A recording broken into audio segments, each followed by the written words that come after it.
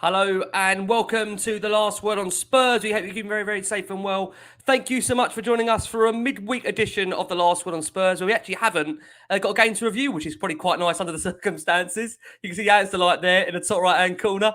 If you're listening to the show for the first time, you can find us on iTunes. We're on Spotify, we're on Audio Boom. We're across a range of different audio platforms. We're, of course, on Twitter at Last Word on Spurs. We're on Facebook and Instagram too. And as you guys know by now, we're also live on YouTube. And I'm delighted to be joined by we've got one regular on us and we've got two very special guests joining us as well. And first up, I've got the brilliant Antony Costa back with me. Not Rantony tonight, but very honest as always. And how are you? I'm good, Ricky, mate. Thank you for having me on. It's going to be a nice show. It's a nice chilled out show. No stress from the Costa tonight. And yeah, looking forward to it. No game to review or preview. Well, we are going to preview, but we won't talk about that till later. We're not going to talk about the weekend. And it's great. I'm really happy. It's fantastic. Yeah, it's funny, isn't it, how happy we are when Spurs don't play? Isn't it incredible? Look at the smiling face on our screen. Pleased to also, got to say, making her debut tonight. Been far, far too long. We've got the brilliant Chris Paorous from the proud Lilywhites joining us. Chris, lovely to have you here. How are you? Was that my debut, Ricky, or my debut? I couldn't quite work it out. It was debut. I thought that was a great pun, to be fair. I promise you it was debut, unless my mic is doing me wonders. How are you, Chris? Lovely to have you here. Yeah, really good. It's really nice to be here. Thanks for having me. Pleasure. Been far, far too long. We love having you on. Now, you have heard this lady's next voice. If you've been, of course, listening to our shows on audio and you've been thinking, how are the women doing so well in comparison to the men? That must mean we've got the brilliant Anna from Spurs XY actually in the building on the Last Word on Spurs, finally with us on a Spurs Last Word on Spurs show. Anna, lovely to have you here. Hello, everyone. It's been way too long. Everyone would know the start of that line. Yeah, that was the aim. It is Anna from Spurs XY. Anna, lovely to have you here. And it's great because obviously we talk about the women and how they're doing.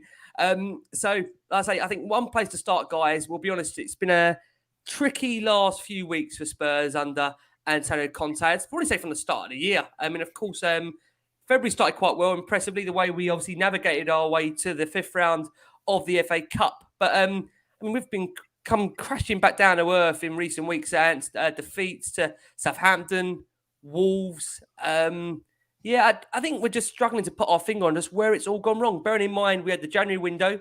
We obviously got rid of some of those dissenting voices that Conte wanted out. And then subsequently, since then, Spurs are on the brink of, City to come on the weekend. We won't touch upon that just yet, but a difficult game in store Sunday. But what have you made of the last couple of weeks, Ant, as a Spurs fan? Just welcome back to Tottenham. It's been a fantastic couple of months, as you said, under Conte, 9 games unbeaten. But this is the real Tottenham. When we need to win, we don't. When we got games in hand, we don't win the games in hand. That's why I said to you, Ricky, back in a couple of weeks ago when you said about, but we got games in hand. I was like, no, just never works out for Spurs. We always seem to fall at the last hurdle. So, listen, it's not all doom and gloom. I don't want to sound doom and gloomy, but them 2 games we should have won going into City on the weekend, I would have felt like, do you know what? Whatever happens, happens. But this we'll talk about it. It's a must win game. Can we win it? But anyway, so it's going to be one of them things where, knowing our luck, Spurs will turn up and give a performance of the season and we'll be like, all happy again. So it's just so Spurs. And I don't know if you saw, but I phoned up Talk Sport on Sunday night after the game, and did you hear it? Some of us did. I definitely heard it. Yeah. And Sir Kenneth Branagh I got invited to the posh seats on Sunday, ladies and gentlemen, and I normally sit in the south stand, so I got invited to the posh seats, and Sir Kenneth Branagh was like 3-4 seats away from me, and he must have thought, I know this guy, but what an absolute lunatic. What is he? I was literally off my seat, going mad. I mean, the first goal with Hugo Lloris punching it out. Why didn't he catch it? And then eventually Hugo Lloris caught it. And I stood up in front of everyone. Bearing in mind, everyone's sitting there, arms folded, like, yeah, well done, Hugo. Well done for doing your job right.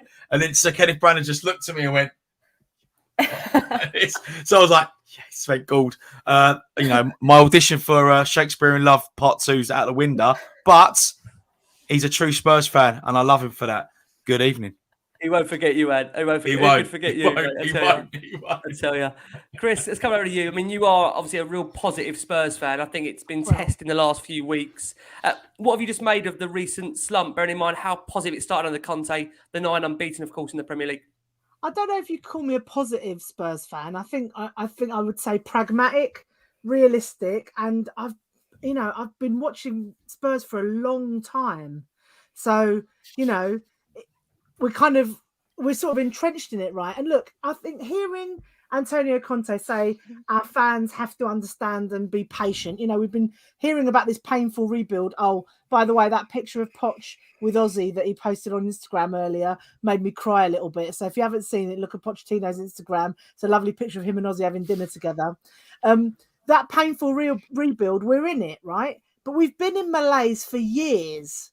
And so we've got an excellent manager now, but we have to give him time. And I don't think it's just about investment, because I don't buy all this, we don't invest, but it's got to be the right investment. And what we've done is we chop and change. We go from, one idea to another idea. You buy a player, then the manager comes in and doesn't want him anymore and all that.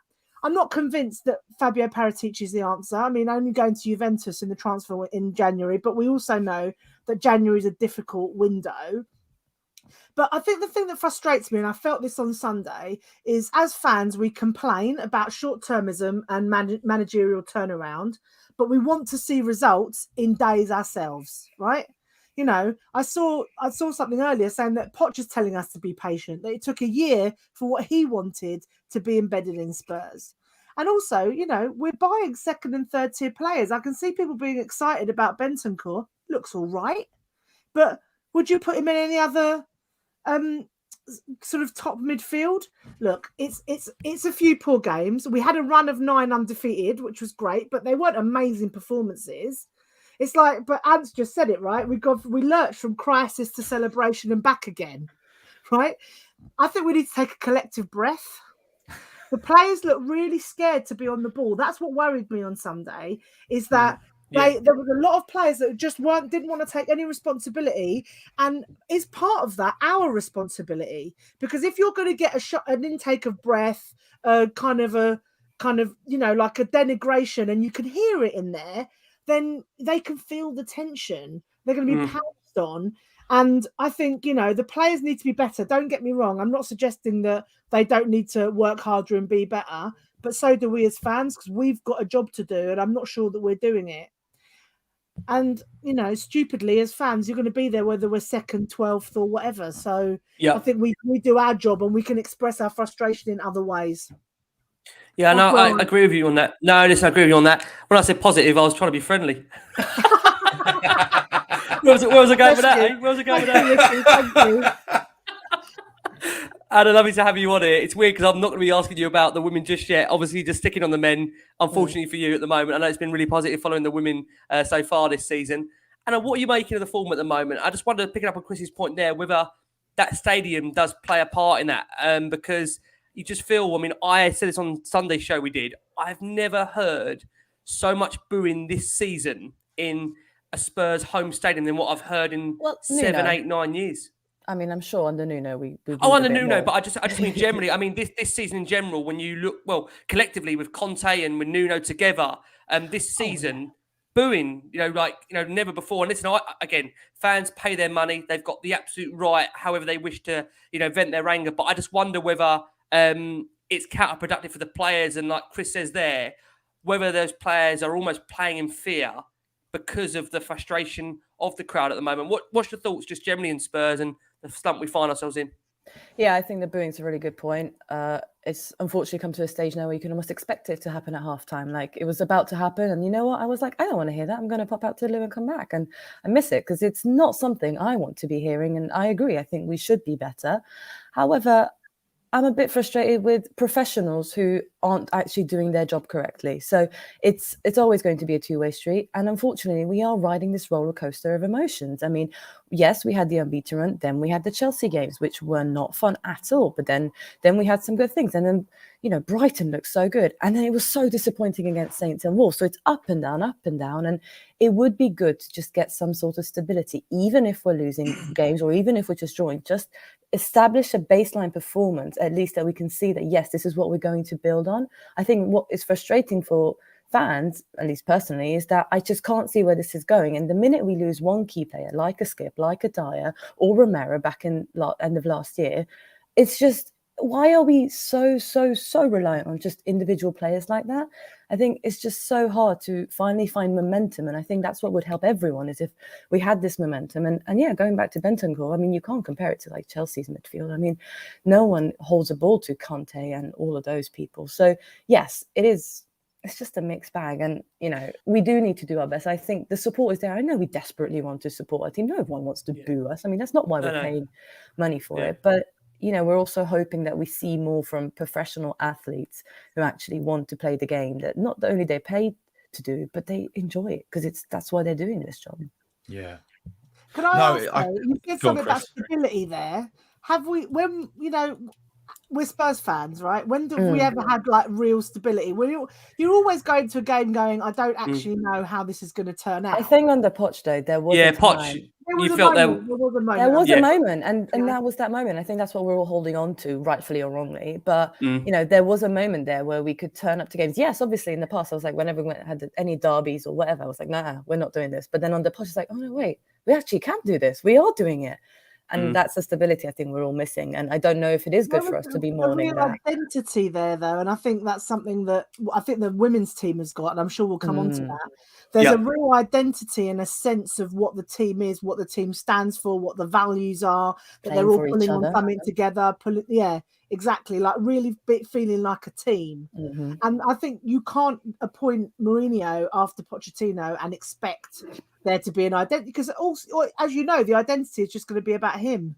And that's, I'm sure that something to do is what he did to the culture, and we're still picking up the pieces now.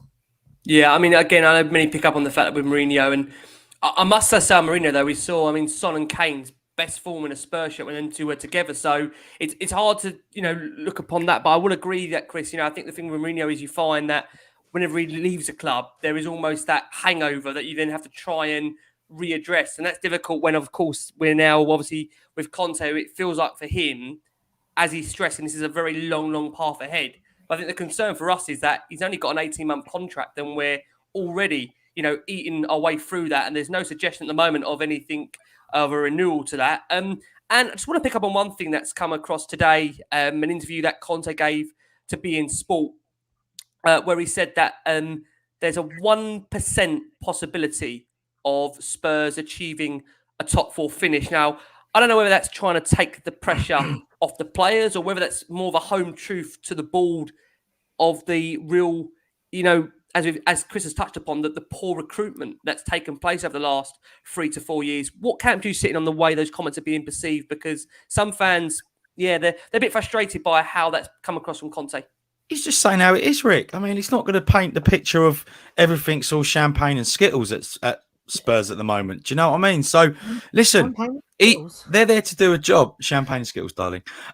They're there to do a job. And we saw it on Sunday, and we saw it on Wednesday. You can't be 2-1 up against Southampton and sit back and try and... It's too many mistakes. And one thing Crackers said, who's one of our, does the show a lot, we don't concede goals. It's our stupidity that concede the goals. Wednesday, silly defending. The Chelsea game, as the girls just mentioned, 2 own goals. 2 own goals against Chelsea. That never happens for Spurs, only against Chelsea.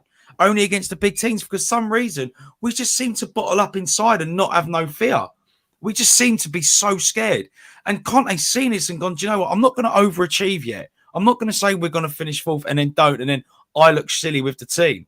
I'm going to play it down. And that's what he's doing. Anything else is a bonus. If I had it my way, I'd obviously want Conte to stay. Do I want European football next year? Not with the way that squad is at the moment. No way. It's terrifying, isn't it? It's so scary, Chris. Could you imagine going to Barcelona with that squad? Mm-hmm. Well, mind you, Barca right now aren't the best, but you know. Yeah, I know what you mean, Alan. But it's all right because we're going to end up in the Europa Conference League again, and then lose against NS Mira from Slovenia. I don't know where they're from, but they beat us. That's the one. Was that from? You know, Dynamo Zagreb last year. You know, their manager was in prison, and they still beat us. I love that. And it's just how Spursy can you get? I'm the same as you, and that I'd be really fearful. You know, even though it'd be fantastic for the club. I understand the reason to want to get Champions League, of course, to then obviously be able to attract the players, obviously to be able to then generate the revenue and the money to be able to then buy the players. But my concern is that I think, as we all know, you look at this squad at the moment and you still feel it's probably, if we're being brutally honest, maybe 5, 6, 7 players, dare I say, that many short of becoming a real top team. And then you've got to gel those players as well. Exactly. And this is what Chris was saying when Chris started talking. It's the rebuild. It's not going to happen overnight. If we went and bought a right wing back just for the sake of buying a right wing back in January and he's not great, we've wasted 25, 30 million again. We've done it on Emerson and we've done that on Doherty. We did it on Aurier, to be fair. Aurier as well. And it's just like about that whole thing of like teams that plan. So you say, okay, so we've got a right back that's, you know, a top class right back, whether it's Kyle Walker, and then you say, but actually we've got somebody else in the wings who's gonna, pardon the pun, who's gonna take over from that. When was the last time we did anything like that? No, you're right. And again, I'll come back to the strikers. Exactly. And the striker situation, peeps. Goalkeepers as well. I mean, I know the goalkeepers as well. I know Hugo makes mistakes, but quite frankly, who the hell is it going to back up? Because Golini's not good enough. Exactly. Anyone we had them before, like no one's good enough. The youngsters aren't good enough. So no, they're not.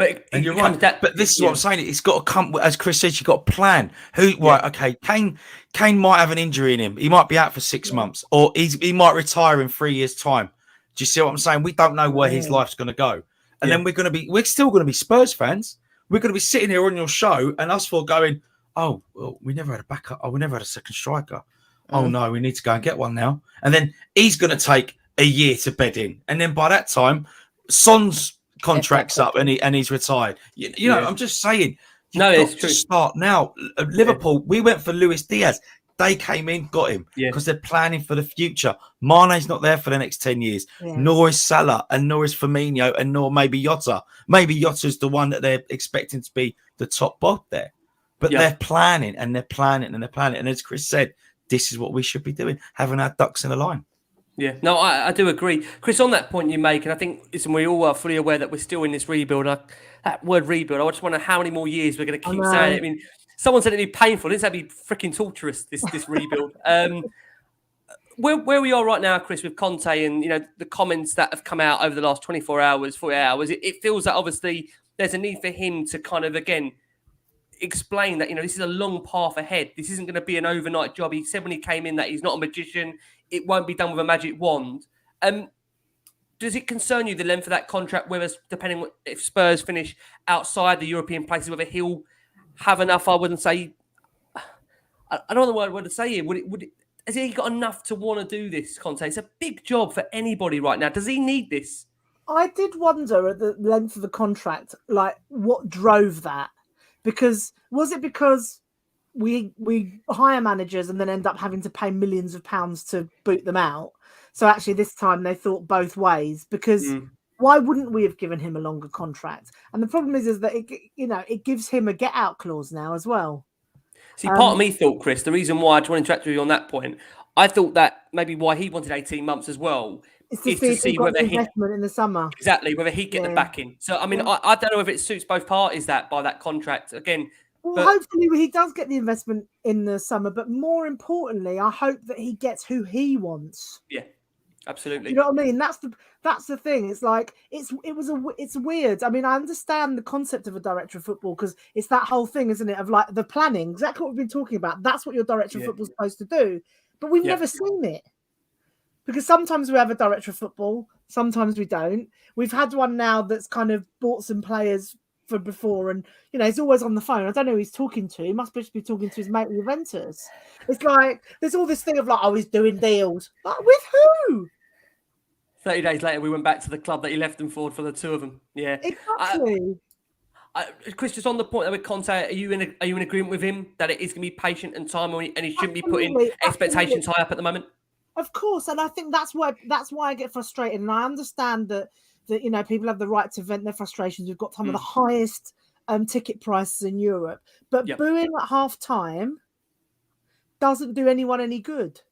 Because also, if you're him, you're like, I can talk forever saying be patient. They're not going to listen. I'm going to cut my loss. We have to take a bit of responsibility for that. There as well. Because I think he does need time, because actually he has to instill his methods. He's got to get them back to fitness. Because don't forget, they ran the least under Nuno. And then we changed it around again. So he's got to instill his methods, get them back to fitness, put the players in place that he wants, that he doesn't have them all yet. Get rid of the players that he wanted to kind of get out of the dressing room that were obviously causing problems. There's a lot in that. Let's all think about all of our workplaces. Mm-hmm. If you're trying to make a change in a workplace, it doesn't happen overnight. And I know we want results, but actually I think what I'd like to see is progression of some description. I don't want to see that picture that we all saw yesterday of, all the midfield lining up along the edge of the box and nobody doing any work and any defending. That's what I want to see is progression. And when it comes to results, listen, I'd rather finish 8th than 7th so we don't have to play Ines Mura again. And actually not have a European distraction, because we know that year that Liverpool kind of had that flip that switch with Klopp was the year that year without European football. Yeah. I think we have to be, like you said, they're acutely aware, coming over to you, Anna, that, it's still early days for Conte. And I think, again, we have to also bear in mind that whenever there is a new manager, you do get that new manager bounce and a reaction. He certainly got that for, as we saw, the 9 unbeaten games in the Premier League. I just wonder now whether he's starting to really, really see behind the scenes just what a big job he's got on his hands here. And again, we have to bear in mind that if he is here in the summer, he goes into next season with less than a year left on his contract. Does that concern you as a fan, where you said under Pochettino was that real stability of knowing what we were trying to do, the plan, the project, where we were heading, what we were trying to achieve? It all feels at the moment where we're kind of jumping from one crisis, as we said, to another. We all, I'm sure, want Conte to be here long term, and we all believe he's the right man for the club. But you just want to feel that, from both sides, there's an investment in him, and he's going to get the players he wants in the summer. That's the point. Investment. I don't care if he's got 2 or 3 years on his contract. He can leave early if he wants to, or we'll sack him or whatever. And we've done that in the past. We have to buy the right players for him, and we have to have those players perform. I mean, yes, the results, whatever they are, but what frustrated me most on Sunday is the guys were just walking. They didn't want to go to the ball. They're not doing it. Yes, I understand fitness is a part of it. But I mean, you saw Kulu come on and he's not fully fit, but he's still putting in an effort. I mean, that's what we want to see. We want to start seeing that. And then, yes, bringing in those players that he knows how he wants to play and who will buy into his philosophy immediately. Because the existing players, clearly, obviously, some of them didn't work out. I mean, we're not seeing Rodin anywhere near. Deli's already gone. Højbjerg's been up and down. I thought he's a fantastic player, but not really under Conte. And it's just these sort of things. If it is just a year, but if we get the best summer ever, I don't know if that's even possible. But if we do get a summer that Conte comes around with, it's like, great, I can do this pre-season. Hopefully we don't have Europe, so we can only focus on the domestic cups and the league and just really grind it out, then yes, I'll be a lot more confident. But it doesn't matter if he had 10 years on his contract or 10 months, because if we don't invest in him and we don't put that effort into it, then there's no point. And I feel like that's it. This is like the last throw of the dice. I feel that's my personal feeling, and I don't know, maybe a lot of other fans feel that way. I think where we go after this. I think many do feel that. The team in the Greater London Women's Regional Division 2 and won the league. There you go. We go to Chris. So I'm up for it. Chris, the manager. Tell you what, I mean, I reckon we'll be playing on the front foot with Chris. 100%. We definitely will be. We create so many new chances as well. 100%. I mean, listen, we can't forget, obviously, City to come at the weekend. We're going to touch up on that a bit later, but, we've got trips to Burnley, Leeds to come as well. In terms of that top 4 now, Spurs are finding themselves, as things stand, just at 7 points at the moment off that top 4 after Manchester United won last night. We're sitting in 8th at the moment. But Spurs do have 3 games in hand over United. I know Ant will kill me for saying that. But, it's, Ant, if we can get on a run, it all depends, doesn't it? If we can pull ourselves together now between here and the rest of the season, because there's a top 4 place there. If we may not feel this squad is good enough, it's still a place there for taking. Of course there is. We're in. It sounds bizarre, but we are still in the mix. Yes, and I hate having games in hand because, as I said when we first started talking, we never do well. So, I'm sick and tired of every season with Spurs, and we've got to wait for other results to do us a favour, or we've got to score X amount of goals because we'll go above them, and then we'll be on the same points, but we'll still be above them. And whether we finish above them lot down the road, it's like, guys, let's concentrate on ourselves. And for some reason, we all look to other teams to do us favours. And it's just like, it's always the way. We never do well when the ball's in our court. Yeah. I don't know if we work well under pressure. I don't think we do. No. That's what I mean with the game on Saturday. Knowing our luck, Spurs, it'll be the team of the season on Saturday. But it's typical Spurs, isn't it? And then the week after, go and lose to Burnley 1-0, even though we've had 90% possession. Do you see what I'm saying? So it's just one of them things where Conte can't win or lose. He has to just keep playing. But I want him to try out 3-5-2. Son and Kane up top. You pack that midfield. Have Kulu just floating just behind Kane and Son. I want to see him do that. Apparently that's his preferred position. So let's give him that preferred position. But hey, who am I to argue? I'm not getting paid 15 mil a year to pick a team. So listen, I trust Conte. If we don't get fourth, I'd rather not have European football next season. That's a big shout from me, because I just, as I said, I just don't want to be embarrassed again. Yeah. I just don't want that. I don't want to be laughed at anymore. It's an unnecessary distraction as well. Like exactly. We don't. I'd rather we just concentrated on the league, or we were in the Champions League. The rest of it's just nonsense. Like if we are who we think we are.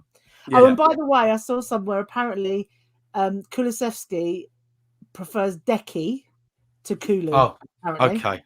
I read that somewhere. Decky. Okay. Decky. Yeah, no, Decky it is. It will be. We might be decked come the end of the season, but yeah, we'll go with Decky for now. We might be something else come the end of the season, but I'm not even going to go there.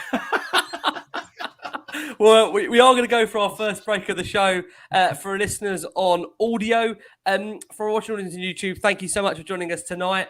Right, we're going to turn our attentions away for the moment from the current first team because we do want to say... Talk about something positive. Let's talk about something positive, Rick. Something positive.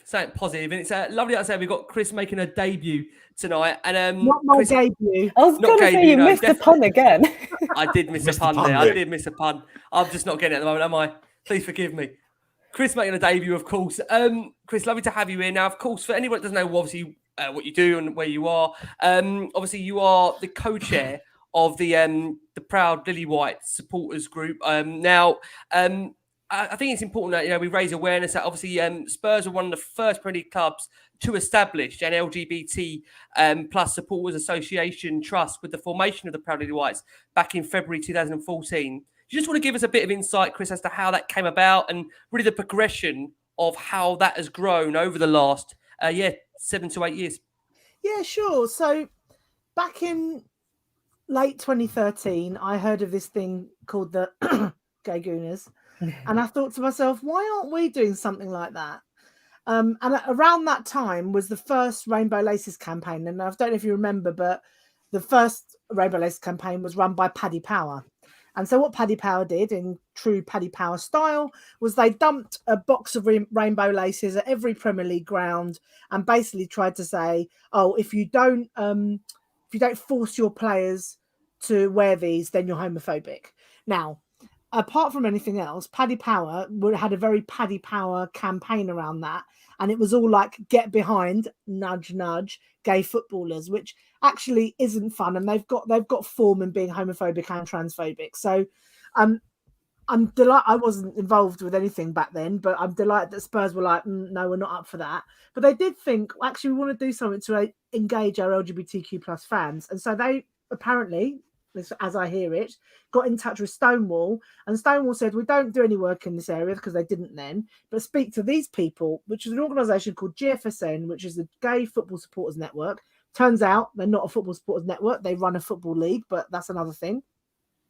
and they wanted to try and help put something together. So to cut a very long story short, although that took quite a long time, about 8 of us ended up in a room at White Hart Lane on a wet Tuesday night, and with one staff member from the club, the late great Jonathan Waite. For anyone who know Jonathan was the SLO. He sadly died about 3 years ago now, I think. But I can't give Jonathan enough credit for like how brilliant he was at the beginning there in terms of supporting us and helping us to get the Proud Lilywhites off the ground. So we are the official LGBTQ plus supporters association of Tottenham Hotspur. The 3 things we came up with that night in the Bill Nicholson suite it was at White Hart Lane, there's still the 3 things that drive us today, and that is social, which might seem frivolous. However, we all know what it's like to kind of build your community around Spurs. And what we found from a lot of sort of anecdata from our members is that, particularly from gay men, is they loved Spurs when they were young, when they were kids, and into their early teens. And then if they were coming out in their late teens or early 20s, they felt that football wasn't necessarily going to be a welcoming or safe place for them. But what the Proud Lilywhites has done is said to them, actually, it is. Remember that big flag that was in the corner at White Hart Lane? There's a big flag in the corner at the Tottenham Hotspur Stadium. And that is a constant sort of message of visibility saying this is a safe and welcoming place for you, for everybody. Whether you're a fan, a member of staff, whoever you are in that stadium, you're welcome here. And I think that really matters. I've been going to Spurs. I first went to Spurs when I was 6, right? And I remember walking up the stairs and seeing the pitch for the first time, and all of those people, and just that feeling, that buzz, that crackle that you get before a match, and the noise. Like, as a kid, you've never experienced anything like that, and that feeling of the collective with 35,000 other people was nothing like it. Think about just before someone, before Harry hit that, scored that goal against Brighton, as the ball left his foot, we all stood up at the same time and we all kind of let it out as when the ball hit the back of the net. It's a wonderful feeling. And I don't want to deny that to anybody. And so that's why, that sort of social point is really important, because it means that you've got someone to go to a game with, you've got someone to go to watch an away match with, you've got like a community of people on a WhatsApp, whatever, that you can like chat about that stuff that feels safe for in terms of who you are. So social is one, and then we've got campaigning and education. Now, education sounds a bit worthy, but actually I like to think that you don't campaign, which is the stuff that we do, whether it's this month, which is February, which is the Football versus Homophobia month of action, LGBT History Month, Rainbow Laces, etc. You don't campaign unless you think you can make change. But campaigning isn't just about like being didactic or like delivering a message to someone or wagging your finger. Sometimes you have to have dialogue, conversations, having sort of education stuff, if you like, because sometimes people aren't clear with what it is that might be occurring, and so like we've done stuff with stewards at Spurs. We've done work with the staff. They've got an equality working group, so we've done stuff with the staff. We've worked with the local Academy of Excellence Tottenham, where actually the teachers have said we want to do some stuff around LGBTQ plus inclusion with our sixth formers. There's all sorts of things, and I'm not suggesting that you make change one person at a time, but that does matter, because that kid talks to their mate, who talks to their parent, who talks to somebody else there. There are people listening and watching here, and you might just go, oh, that's interesting, I'll go and have that conversation. And this love that we all have, I'm a Spurs fan just like everybody else here, and I thought when I first came out, I just thought, do you know what, I kind of spent a few years away, because I just thought, this isn't really for me now. It's like I had my political awakening, I found feminism, I came out and all the rest of it, and I was like, God, is this kind of really ultra macho environment really what I want? But I'd always said to myself as a kid that when I grow up and get a job, I'm going to get a season ticket. So I did. Just as a little aside, I got my season ticket in 1996. You could go to the ticket office and say, hello, can I have a season ticket, please? And they said, certainly, where would you like to sit? And they actually offered to take me into the ground to choose my seat, right? I was just like, oh, I don't mind. I just don't want to sit behind the goal, I said. And I was like, and I think I fancy the East Stand because I didn't want to be in the West Stand, do you know where I sat at White Hart Lane for nearly 20 years? Not next to the away fans. No, behind the pole in the. I knew you were going to say that. I knew you were going to say the pole. Obviously. I was about four or five rows behind the pole in the East Lower. And I know you exactly went where you I are. couldn't see the 18-yard line, exactly. It was a bit of like, oh, who's going to come away with the ball? But I promised myself that. I promised myself that, and I did it. And actually, I'm really pleased that I did because football's just as much my game as it is anybody else's. Of course it is. And so what I can do now is like, listen, we said when we started the Proud Lilywhites, we said the most important thing is we want to put ourselves out of business. I don't want to be having this conversation again in 2, 3, 4 years' time. I mean, I might be, but so just trying to make that change. And to be honest, we've seen an incredible movement even within Spurs fans from when we started. When that flag first went up at White Hart Lane, I'll tell you what, people weren't happy, or some people weren't happy. But now we're very much seen as part of the family, and I think that's really important. But one thing I will in the say, new stadium. Yeah, it's weird if it's not there. I always know it's. Well, I hate it when they cover it with away fans, and like I always look out for it to be like how uncovered is it? And it's like I'm always so happy when it's uncovered because it's just like it's so nice and big. Is there a reason why it's in at that bit? Yeah, because it was there from it was there in lockdown, at which point it was fine. But then actually, if you look at the rest of the stadium, there isn't anywhere else that you could put something of that size, because you'd be covering other things up. So we ended up slightly deciding that if we made it a little bit shorter, then you could put some away flags on top of it. So, I mean, look, I love it. I think, it's really important that it's there. When we started, I mean, Ricky said it earlier, when we started, there were only 4 LGBTQ plus fan groups. Now there are nearly 60. Amazing. And when you start, the funny thing is when you start one, no word of a lie, every single group that started, someone has sent their club an email to say, what about gingers? Can we have a fan group for people with ginger hair? I'm not joking. Every single time you ask any person, and we just have a bit of a laugh about it. Go, yeah, of course you can. If you want to organise around people with ginger hair having a fan group, go for it. Absolutely. But like I say, Chris, now we're very much known as part of the family, and I'm really proud of that. Absolutely. Chris, do you find now that as the years have gone on since, as you said, since 2014, when you started Proud Lilywhites, that it's everyone's changed their views on LGBTQ plus? Yeah, I don't know, change their views, but I think people have gone on a journey, because what you see is that you can just see that, like, it's not anything, because if some people haven't come across anyone who's LGBTQ plus in their lives, and you just think it's kind of something other and different, all the rest of it, but actually you go, oh, that's just a Spurs fan. That's a Spurs fan, just like I am.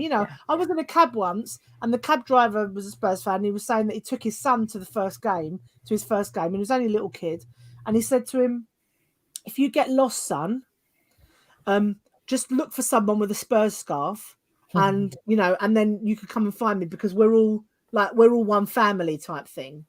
And that's the fact, right?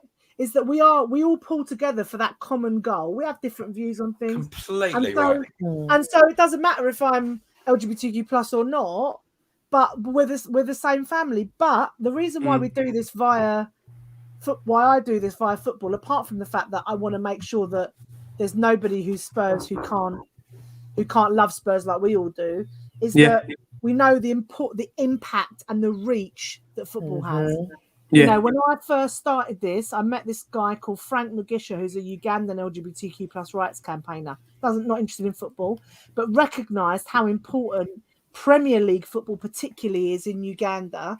And also, like, it could be really dangerous. Like, you could lose your life for being for being queer in Uganda. So he was like, if I can use football, Premier League football as a platform, then actually I could literally save people's lives. So when you think about it from that context, and from what we were just saying about that little kid growing up to continue to love Spurs and they could still be able to, then, you know, I just think it's winning for all of us. So thank you, Ricky. Don't be silly. For giving me this opportunity, and a big shout out to Antony, to be fair, because he's been a great supporter of the Proud Lilywhites for a while now. He came to our birthday party. Yeah, I thank you, Charlie. I never got invited back because I think I was too good on the quiz. Well, actually, we are on the 24th of February. We have a Q&A with Michael Dawson that you're all invited to. Oh, amazing. Bless you. What, on Zoom? Is it on Zoom? On Zoom, yeah. Oh, amazing. So, brilliant. So, Chris, do you think the message is so much clearer now than it was back in the day? I mean, obviously, I hope so. we all know what it was like back in the day, but I feel that football's for everyone. Do you know what I mean? And it's a fantastic thing. So I love the fact of the work you're doing. And you know, I know we have a bit of banter and I love you to bits, mate. I really do. And I think what you're doing is brilliant. And you're so easy to talk to as well. And we all want the same goal, don't we? We all want Spurs to either lift the trophy or play some good football. Yeah. So if it's a community where we can all come together, it's fantastic. Exactly. I think it's a very, very important thing, and I think it's really ingrained in football culture. And what worries me is actually in the Brighton game, I had young fans, I hope they were over 18 because they were drinking beer apparently, who were openly homophobic, and it was very, very shocking for me to experience that. So I really hope, and this is why I'm so proud that obviously Spurs have been holding your hand through this whole thing and everything. Then I really hope that we can start taking this out of football culture, because it's just not okay. And the thing is, for me, is like, I'm not interested in sanitizing it, because I think that's always the fear, right? Is that if you have if you think about not being homophobic or not being misogynist or not, whatever, that somehow you take the fun out of football. And it's like, I don't think so. We can still kind of, like Ant said, have as much kind of like a laugh and a joke and also be cross and sing funny songs and all the rest of it. But it doesn't have to be homophobic or misogynist or racist. Do you know what I mean? Yeah. Exactly. Yeah. Absolutely. Chris, there's a question. Oh, sorry, go on. Oh, no, go for it. No, you're pretty. No. I was going to say about Daniela, and there's also one from Ellie as well. So, Chris, do you mind answering that question? Yeah, please? I think. Listen, I always wonder about players coming out, because I think that there are lots of people who are out in football. So there are loads of women's players who are out. There are loads of people who work in football. They're out there. Loads of out journalists and all the rest of it. I think from a player perspective, it's always hard to know whether, what I'm worried about is that I don't want it to be a circus. So I just think the fact that we're having these conversations and, what Anna's just told us about it being easy, like my worry is that it's like a bit of a free hit. People's, like a lot of people who go and kind of aggressive or a bit of a twat, excuse my language, of football is because, and they wouldn't necessarily be in their day-to-day life, but they feel like it's a bit of a free hit at football. So I guess the thing for all of us is we're having this conversation today, which is really important.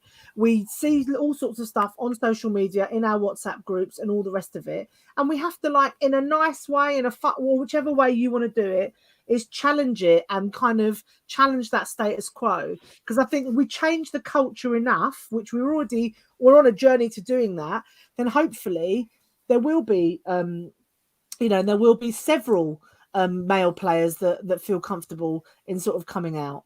I just think we have to kind of change the culture enough. And also, would we feel comfortable, for example, if a Chelsea player came out, right? What do you think we would do as a fan base when we next played Chelsea? Yeah, I hear your point. Yeah. But Chris, we're in 2022 now, though. I mean, it should be easy for a footballer to come out if he wants. I mean, I'm not saying he should, because that's their life, that's their private life. Yeah. But is it much easier for women who played women football to come out? I mean, I don't know, Chris, Anna, you can educate me on It's that. a different environment. It's a different environment, but I also think what you also get thing is it's not even about, for me, that's more about it's more about gender stereotypes than actual sexual orientation when you're talking about women's football, because you've already got a thing about if you're a sporty woman, you must be a lesbian, right? So you almost had the That's stupid. Sorry. I know. Well, yeah, of course it is. Oh, sorry. Yeah, of course it is. You almost have the flip side in women's football, where you have sort of in a lot of the professional game. It's not like this now, but when the game first became professionalized, it was almost like we've got to over feminize so people don't think we're lesbians and then think it's weird. And now at least kind of what you're doing is you've just got elite athletes doing their thing, and their sexual orientation isn't really an issue. I don't know what you think, Hannah, but I agree with you. I don't even think about it really. No, for me, it's equally the same. You know, their partners and how they live. I just want to see them happy, and I absolutely love following them, and I just love how open they are there. But I think it just goes back to culture. I feel like the whole family environment, that's one of the main things that really attracted me to Spurs Women, and why I absolutely love following them is it's just that community feeling. You get that real family connection, and it starts from the players, it starts from the fans, and that's what I feel like is missing from the men's game a little bit, is that disconnect between not us and them, because obviously we're not that separate, but the men on the pitch versus the men and people in the crowd.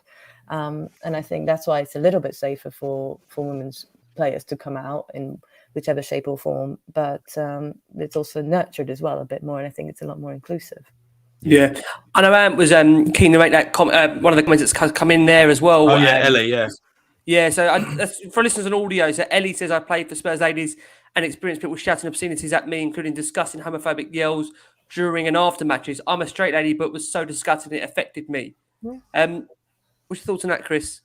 Well, I think the problem is that, you know, what you get is people thinking it's acceptable to try and put someone off in a football match with that. And I'm really sorry that happened to you, Ellie. And I hope it wasn't from any Spurs fans. But you know, I hope that we've moved on from that a little bit more in the women's game now. And I think what Anna's been saying there about what the fan, you know, because fan culture matters to us, right? And I think the fan culture in the women's game has also grown from like lesbians and queer women following the game and playing a lot and I think that's the thing, is like there's been a history of queer women in women's football, but it's not only lesbians in women's football. And I think the fact is that that's just how it's always been, and that's how it's developed. And so that if there is homophobia in the women's game, it's going to be much more stark, and it's not going to be taken from a lot of the players, because you know that you're actually talking about your teammates. And I'm sorry, I'm really sorry for that, Ellie. That's really kind of, you know, Chris, Anna, sorry. I mean, please forgive me. I ain't been to many women's games, but is there the same, as Ellie just said, would that still happen now with chanting, homophobic chants? Say, for instance, Spurs are playing Chelsea, and with the crowd, is it more? Because when I've been, or I've seen a few, it feels like a very family environment, so to speak. Do you know what I mean? You know how everyone calls Fulham a family club, isn't it? Like everyone sits together and everyone hugs and cheers. Is it like that? Even North London derbies, which are the harshest ones, that's what I'm seeing. It's still not anywhere near as bad. And go for it. I was going to say, I had a hilarious time at Boreham Wood, where it was the cup game, so it was the first one. Oh, yeah. Right. And I was singing Spurs songs, like literally there were 4 of us in a row amongst a stand of Arsenal fans. And every time the home game was the same. Every time I started singing something, like they'd try and, like, you know, over sort of overshadow me or whatever. And I met someone, an Arsenal fan I know, at half time, and she was like, "Oh, is that where you are?" So I was wondering why they were singing. They never sing in that stand. And so obviously they were just trying to quieten us. And at one point, someone right at the end said, "Oh, shut up." And like all the Arsenal fans turned on them, on their own person telling me to shut up, because actually it was fun. Because it wasn't, because I wasn't being, the thing I love about the women's game in terms of from a fan perspective is it's all about supporting your team, not being angry about the opposition. Yes. Right. And Couldn't actually, agree that's more. why those Arsenal fans were like, "I'll just let her have it," because that's the fun. It's like we were making jokes at each other and like, you know, Yes. whatever. And that's Yes. kind of And we could all be together. There's no segregation. It's like, that's my favorite thing. Like, as I said, United have such good fans. They've not been in the women's game that long, but their fans are right there, and they're so loud. And Doncaster Bells, they literally bring bells, but we are all together. And there's this back and forward banter, and it's not malicious. It's genuine. It's the kind banter it should be. And it's all about the game. It's all about out singing the other, as you say, banging off of each other's chants. We sing the same things, just try to end it differently. It is a lot kinder and a lot more fun, to be honest. It's crazy, isn't it? Isn't it crazy? I am, Costa. I want to touch upon the Spurs women in just a second, but before I do, Chris, just finally, I think again for Proudly Whites is celebrating the 8th birthday coming up now, and I know you're helping to raise funds for the FVH and also for Noah's Ark Children's Hospital, and that's Spurs' partner charity. Can you tell us a bit more about that and how viewers, listeners can get involved in that? Absolutely. So really kindly, Spurs donated to us Hugo Lloris's match-worn shirt from the Rainbow Laces game. So he kept a clean sheet in that game. We beat Brentford. Yay! Yeah, exactly. We beat Brentford 2-0. Yay! Go on the on any of the Proudly Whites channels. So it's at Spurs LGBT on Twitter and Proudly Whites on Facebook and Instagram. You can enter a competition, and it's only £2 a ticket. £2 a ticket, and we've limited it to 1,500 tickets, so people have a good chance. And it's just a raffle on an online platform. It's going to get drawn on the 28th of February at 10 p.m. And the lucky winner is going to win Hugo Lloris's match-worn shirt. And we're raising money for Noah's Ark, which is Spurs charity, which is a children's hospice. Football vs Homophobia. It's a Football vs Homophobia month of action. They do really great campaigning work.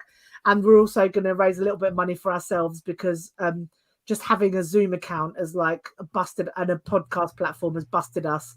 So we're going to pay a couple of people back for having paid for that for the last year or so. So please buy your tickets because you could win a signed match-worn Hugo Lloris shirt.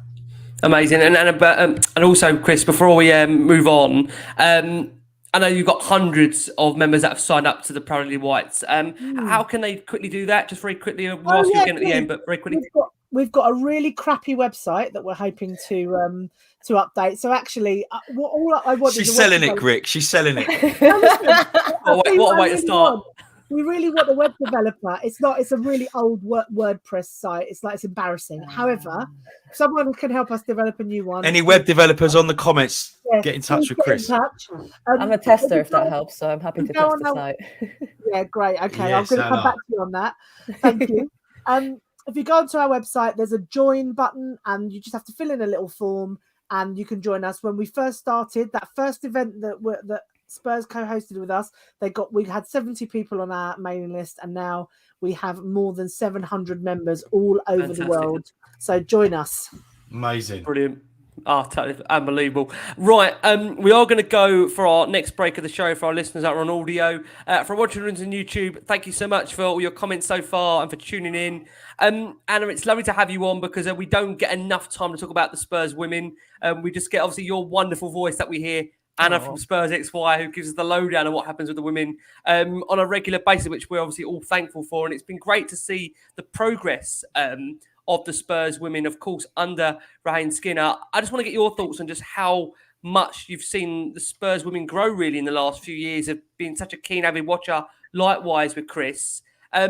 Spurs, I mean, let's be honest, they were winless and only 2 points off the bottom when they made that change with Raheem coming in to replace Karen and Juan Amorós. I know you were very, very fond of, and obviously I know it was gutting for you to see them move on. But what have you made of the change of manager and how that's affected the squad and just how the club have progressed? Yeah, so just to touch on Karen and Juan, I mean, that was such a heartbreaking departure. I mean, it was needed, unfortunately, but was very, very fond of them. And I was a little bit skeptical of Ryan because, well, she didn't really have that much experience and history. And obviously, I was just still a bit sad about the other two leaving. But she's really turned me around this year. I mean, we are achieving, I think, a little bit above what we should be, but it's absolutely fantastic. She's really solidified the defence, built it up from the back. and we are doing so well. I mean, we're currently sitting third in the Barclays WSL, which is insane considering the teams that are there, the Arsenals, the Chelseas, the Manchester Cities, and the Manchester United. So we are doing so well. We are playing with real identity, real team spirit, and a lot of the football and the way that Tottenham like to play football. I think my only concern is that we don't always score enough goals, but we are scoring enough to obviously win games and keep us in games. But that would be the next stepping stone for us, is to start firing as well. Yeah. Chris, coming over to you. I mean, Rahane's has just come in. She's steered Spurs away from danger last year, a side that many tipped to be battling relegation, and they're sitting currently third at the moment. Only two. That's a Champions League spot. Only 2 points behind second place Chelsea, and firmly in the frame for a Champions League finish. Ants, you know what happens, mate? Just shush. Just let the season finish, guys and girls. Yeah, Spurs women. Please, just let the season finish. Let them play their football, and let's hope that they qualify. Has it surprised you, Chris, just the momentum they've got, the Spurs women, and just how much they have grown over the course of the last few years? It is really exciting. Like Hannah, I was sad to see Karen and Juan go, but I think it probably was the right decision. Karen had been there for 10 years. What she achieved with the club, it was remarkable. When we got into the WSL, we were the first team to get in there on sporting merit alone, right? In terms of working our way through and not sort of appearing through some other way. I think the thing with Rianne is I asked somebody that I know at the FA when we appointed Rianne, and she just said she's the best coach the England setup's got, and we managed to nick her. So the fact that someone had done their homework and had gone and found this coach, I think is brilliant. And I think, as Anna's really kind of pointed out there, I think there's something about the identity and about the values they have as a team. And I don't actually, probably a good shout, Ricky, maybe to get her on if you want to talk about more stuff about the women's team. The Proud Lilywhites patron, Helen Richardson-Walsh, who is an Olympic gold medal winner. She won an Olympic gold in hockey, is the performance psychologist for the women's team. So Helen works with the women's team like a day and a half a week. Can't we get rid of the men, Chris?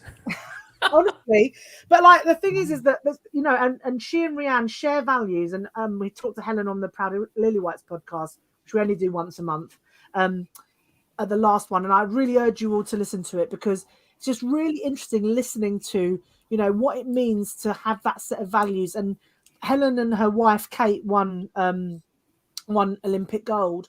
And they've written a book about it, actually. It's called Winning Together. It's really good. And again, it's about what are those values, what values do the team have? So as gold medal winners, they'd won bronze in Rio after being knocked out the tournament before, like not even qualifying for the previous Olympics. And they went into that and they built their values as a team. And one of the things that was really clear to them is it wasn't just about winning matches. They wanted to be bigger than just winning matches. They wanted, I think it was inspire a generation, and they had one other thing that they had, and they all held on to that, and they all pulled together for that. And it didn't matter whether you were in the starting lineup or not. The whole squad had a part to play in doing that, in developing and delivering for each other all the time.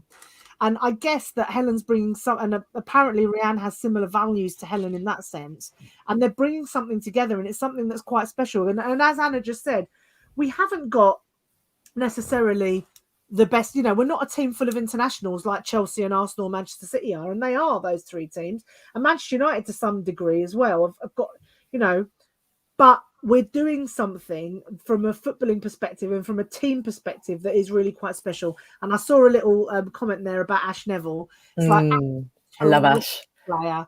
What absolute favourite. He's a Spurs player as well. Like she dribble, like she'll take a player on. She's got a fantastic through ball. She works really hard. She's a fullback that likes to go forward and score. She loves a slide tackle. I mean, brilliant. And I don't know how she's not, I don't know how she's never been called up for England. I am so baffled. I do not understand that. I think she's not been called up. No, never. I think she probably, the thing is, we're not fashionable in that sense. You know how when Sven-Göran Eriksson was the England manager, he only ever picked players from Chelsea and Arsenal and Manchester United or whatever. Yeah. The same happens in the women's game broadly. I think the thing is as well is that in her position, you could argue she's never going to get a game because she's behind like the Ballon d'Or winner practically in Lucy Bronze. However, she can play both sides, and Alex Greenwood I don't think is necessarily better than her, but she's got more, she's got loads of caps. So, and I know she's 27 or however old she is, but honestly, I think she deserves it, man. She deserves it. She works so hard. She makes the team of the week practically every week. She's brilliant. Now that is great to hear. We've got a question on the screen here, guys, and feel free, one of you, to take this, Anna or Chris. Tough to find women's games here. Do you know where I can find them in the States? Any ideas, guys? Can you get the FA player in the States? That would be my only guess, really. Yeah. Or my main guess.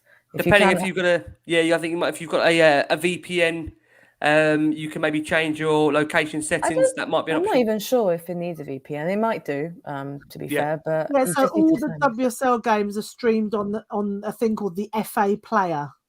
So every WSL game is on there, and maybe you need a VPN, maybe you don't, and then you can literally just watch every game. The commentary could be a bit ropey, but but you can watch the game.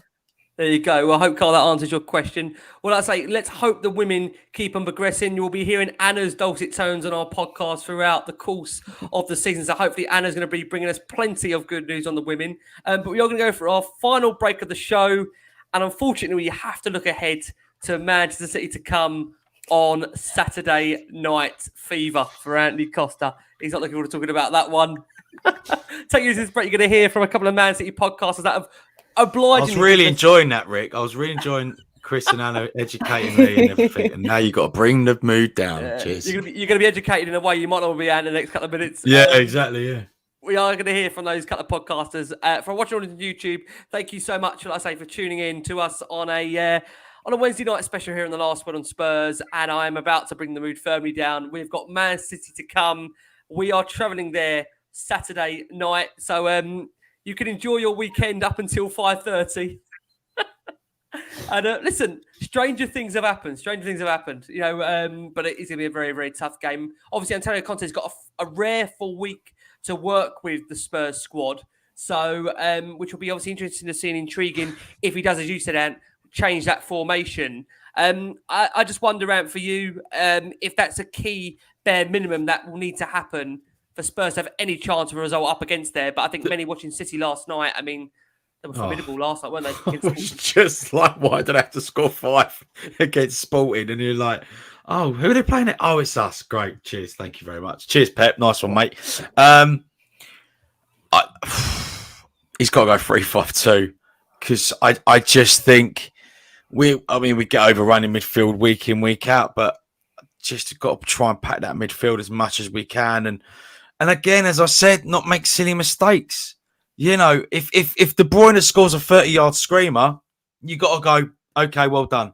But if it's a mistake, you know, a Dyer, for example, back pass, or a Davis slip over, or a Sanchez falling over and giving away a penalty, you just know what's going to happen. Mistake FC to the rescue. Do you know what I mean? So you just got to try and play with no fear, but just no mistakes, boys. I mean, it's one of them things. I want to put it to the panel. If we went, if in an ideal world we went 1-0 up, do you feel comfortable trying to sit back and defend the lead? Because I don't. But what happens if we try and defend, like we go for it again, and then we end up losing 2-1? What happens then? It's just one of them things. I just want this game over and done with. I want 7:30 to come, so Mars Singer ain't even on anymore, so I can't even enjoy that. I don't even. What's the new one? Is there any new comedy, good new shows out? I think it's Starstruck with Sheridan Smith. I might just watch that afterwards. You might be Starstruck after, depending on the result. But I want to put that question to the panel. Do you know what I mean? Like, how confident are you if we were to go 1-0 up? Would you? Would you? Chris, come on, you ask that, Chris. Chris. Would you like to see if Spurs Cheer me were up. to go 1 up? How would we approach this game? I haven't got a Danny, right?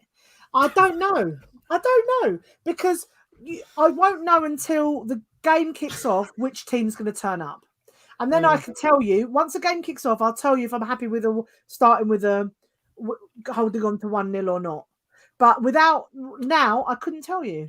But I think the thing for me is that look, they're a great football team, right? They're a great football team. Yep. And I think, as Ant said earlier, it's exactly. I think what's going to happen is we're going to play an absolute blinder. I think we probably will go 1-0 up, and we probably will lose 2-1. But at least we'll have had a good game. Actually, you know, when you ask me for a prediction, I'm going to say 1-1, and I just wanted to get it in first. But I don't know. I think it's hard, but it would be the classic thing. It would be the perfect kind of Spurs story arc to lose, you know, to do what we did against Leicester, then to do what we did against Brighton, to lose at home to Wolves and Southampton, and then go and put in a blinding performance against Manchester City at the Etihad. I mean, that sounds exactly like what we're used to. Yeah. I know there's many, I will say for the comments here, I know there's lots of Conte quotes that are coming out recently. He says here, what happened in January was not easy. We lost four important players for Tottenham, and we only brought in 2. So just even in terms of numbers, rather than reinforce the squad, we are on paper weakened, which I think is interesting. Bearing in mind, you would have felt that in January, the players that we would have moved on, you would think that he would have had more of a together group there, so that would maybe kind of indicate that he wasn't move them on. Well, this is what's coming out in the last few minutes from Football Italia. That I must say, move them on. Obviously, they've gone on loan. The likes of Lo Celso and Ndombele, Hill as well.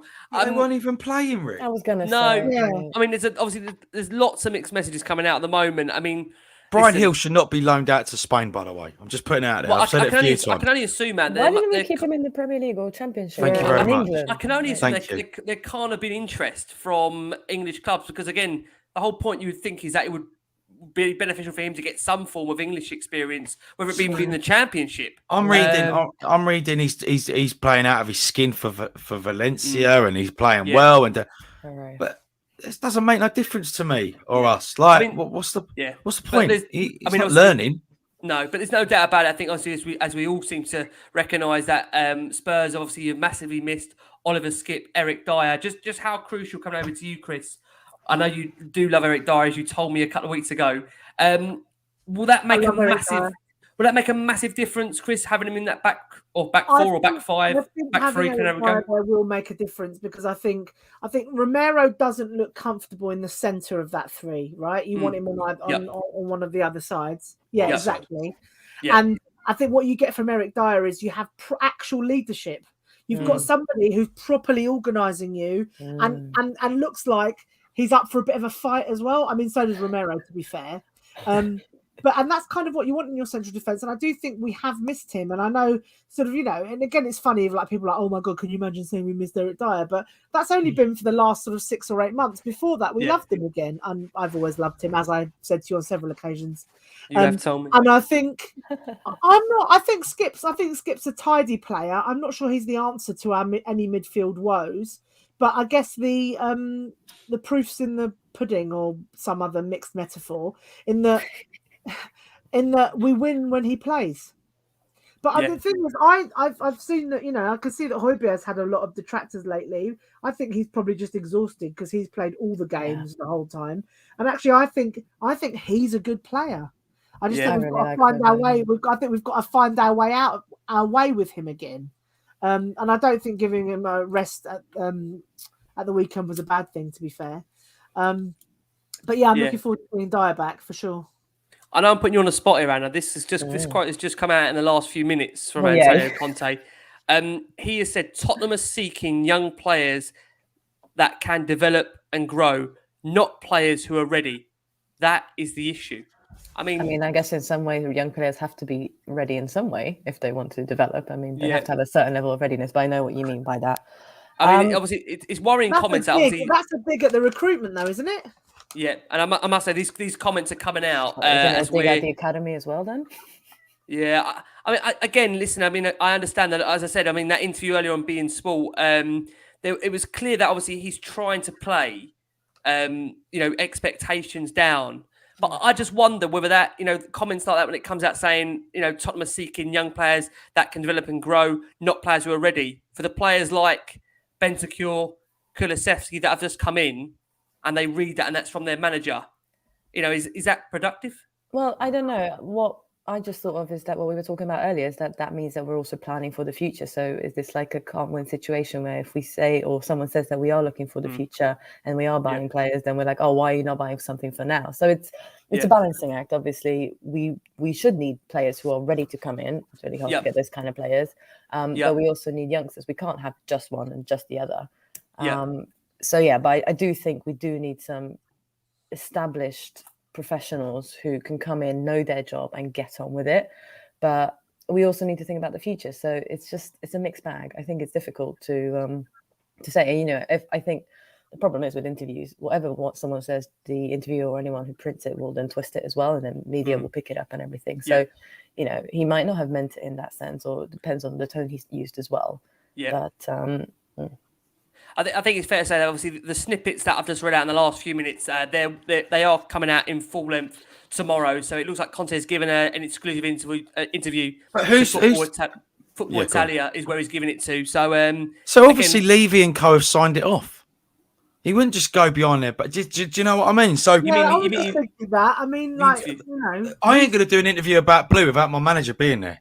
Do you see what I'm saying? So Levy or someone from the press office, PR office at the club, a liaison officer, would have been there. So he or she would have prompted Conte. And if they haven't, then there are wider problems, clearly. Proper trouble. Yeah.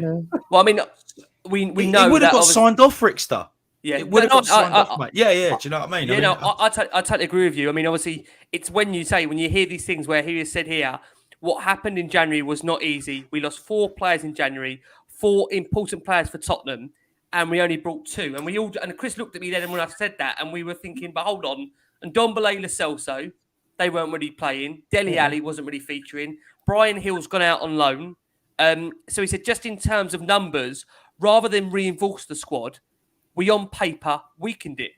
So I tell you, it's worrying when you do read that because don't read too much into it, Rick. Honestly, mate. I'm not trying to patronise you, mate. I'm not trying to. I just think you're worrying over nothing. I think he's just telling the truth. I mean, if he was there going, "Oh my God, I'm so pleased to be at this club, and we're going to win the league in a couple of months' time," we'll be all sitting there going, "Is he absolutely mental?" So. Just let him do his thing. Let the results, let the football do the talking. If we win on Saturday, please, then it all changes. Then we go and probably lose to Burnley, or then we'll probably go and get a draw against Leeds. But it's football. It's just what happens. And I just think we just got to get on with it and support the club, support him, and support the club that we love.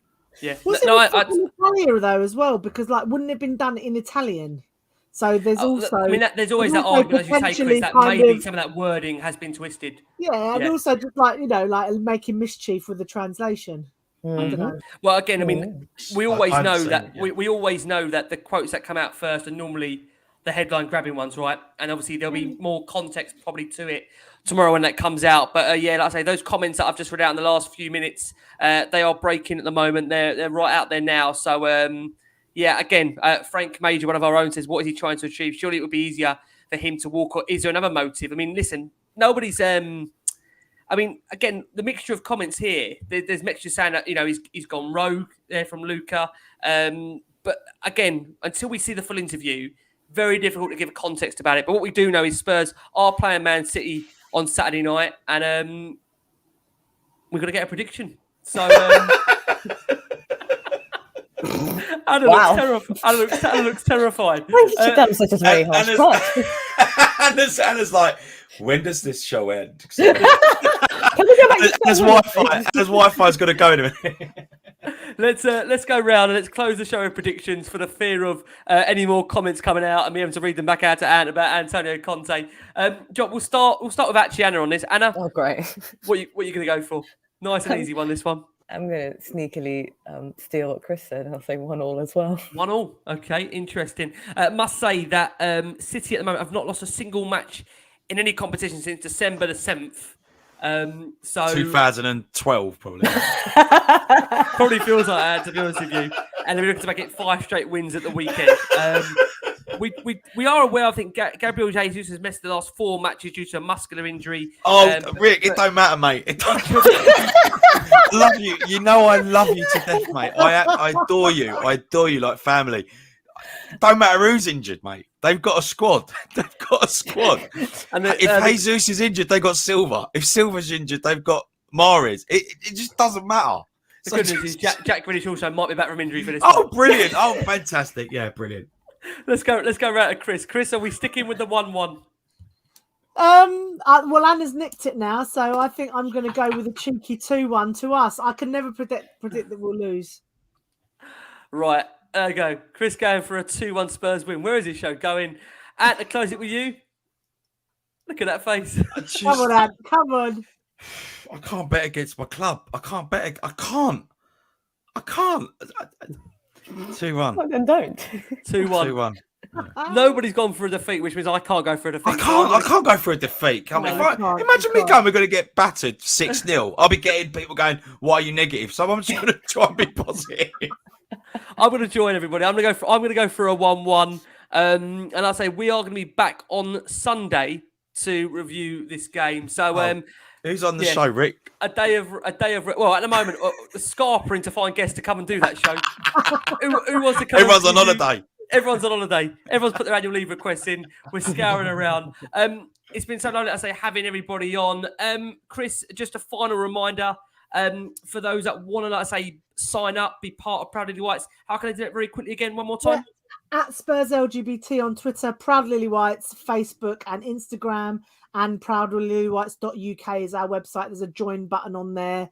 But yeah, get involved, join our social media, buy a raffle ticket, come and see Michael Dawson on next Thursday.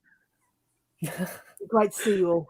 Brilliant. And I must say, Richard there on the screen. Are these half-time scores?